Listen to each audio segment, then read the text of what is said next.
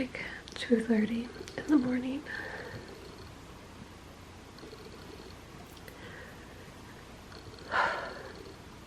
It's April 20th, 2023, and I have been in and out of a lot of pain for my procedure today. If it was just dealing with that and dealing with the pain getting stronger, if it was just dealing with that, with the pain getting stronger as the time progresses since having the injection,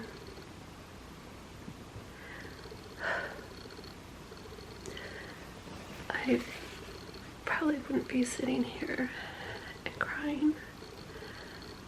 I'm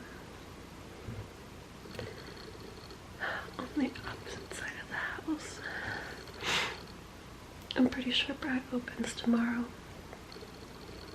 so I didn't want to wake him up, both from me getting up from getting ice packs and from crying, because I was on my phone in bed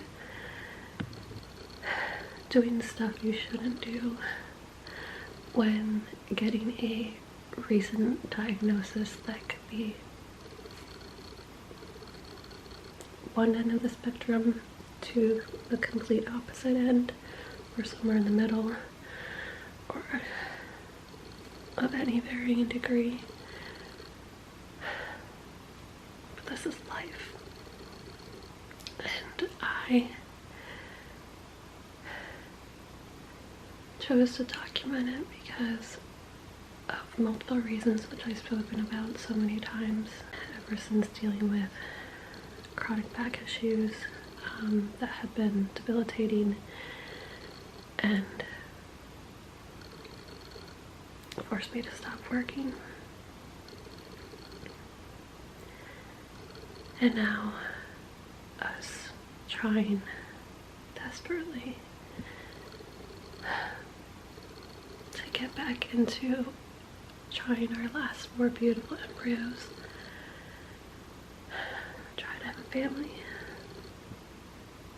while going through chronic back pain issues. And now most recently dealing with this nerve damage down my right side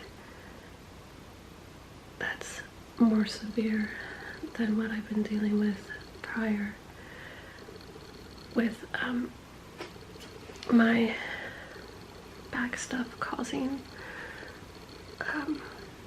neuropathy on my left leg. I don't know if or when I'll share this part of me talking, or maybe I'll just cut out bits and pieces, because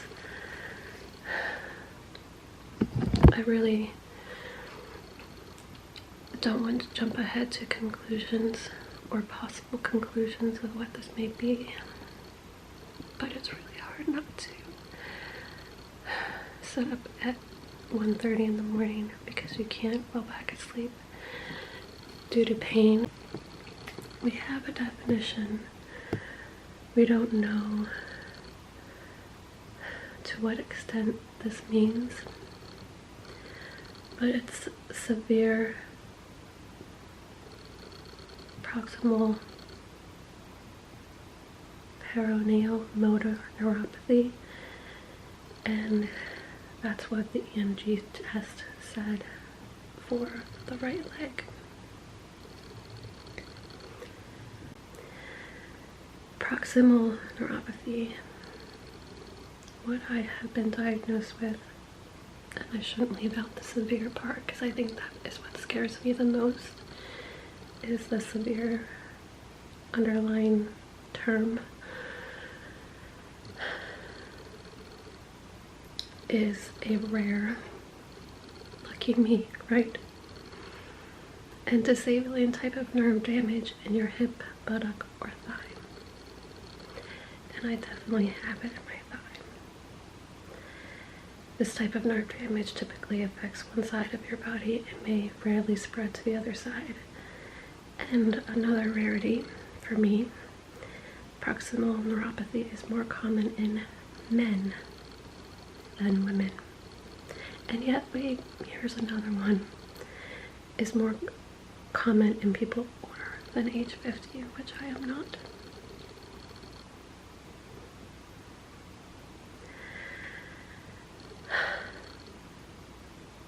The part that scared me the most tonight, which I know, again, I should not be doing this, but it's hard not to when you're like lying wide awake. And I'm trying to not think of my pain. I did look up earlier today that one of the ways that you can get this is definitely from surgery, as we had thought, with my legs being in the position they were for as long as they were. But other things could be cancer. And again, I'm not trying to think the worst. It's just when you learn that you have something like, and you don't have a doctor's appointment for like 3 weeks, like it's hard not to want to look into things more. And I know we should do that, and that's one thing I do not like about technology, whether it's on a phone or a computer, because we have so much access to that. And I wish I wasn't this way. I wish I didn't pick up the phone or computer to look into things, because I've done it so many times. But I've also been dealt with a lot of really random occurrences when it comes to health, and yet here we are with another one. And if y'all have been following us for a while, or if you haven't, you can go back to previous vlogs, and I have said over and over again, I get it, things could be a lot worse. They truly can, and I'm blessed with the life that God has given me, and I'm very grateful for that. While being very grateful, it's still a normal feeling to react this way to something when you have been dealing with pain for over 2 months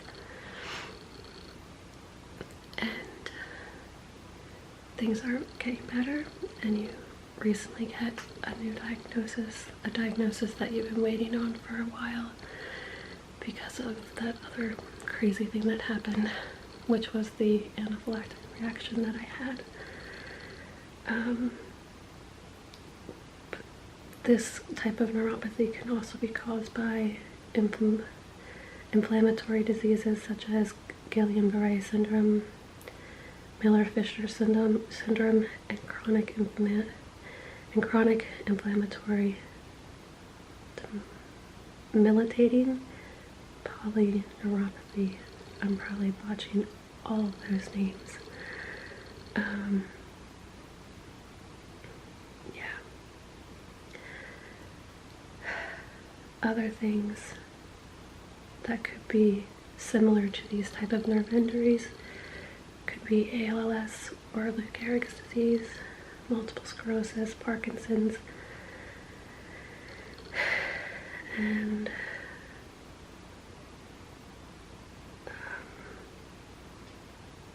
I don't know, I feel like there is something else that I wanted to talk about it. I don't know. I'm gonna just try to get my composure as best I can.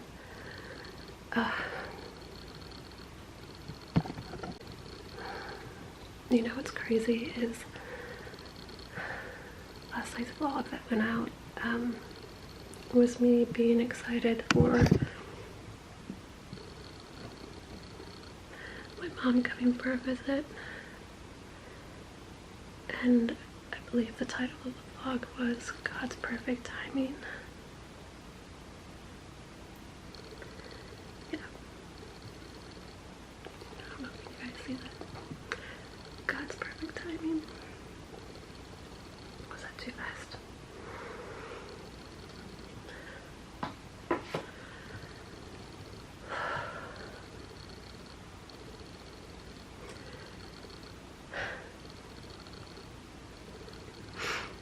Well, I'm really grateful for my mom to be coming. Like, I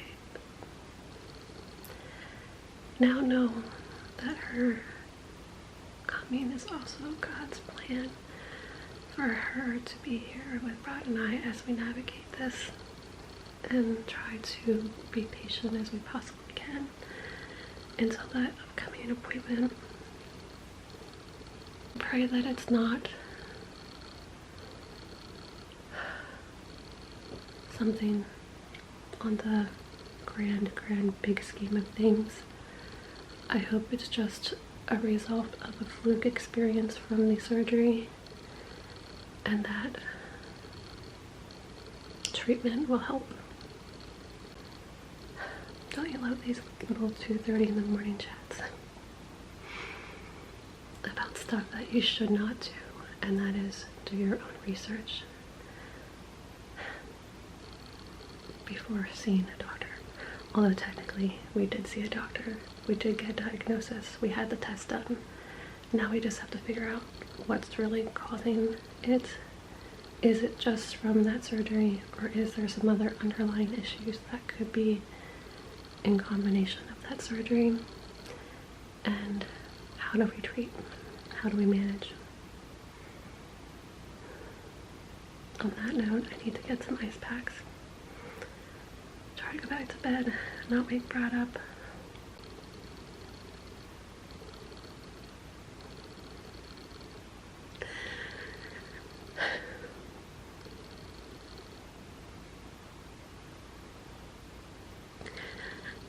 I don't want to be angry at God. I don't. I just wish one thing.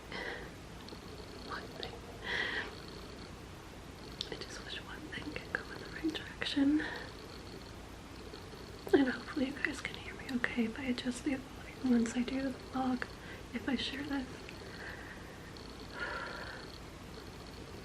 Okay, I'm gonna go because this burning pain is really getting bad, so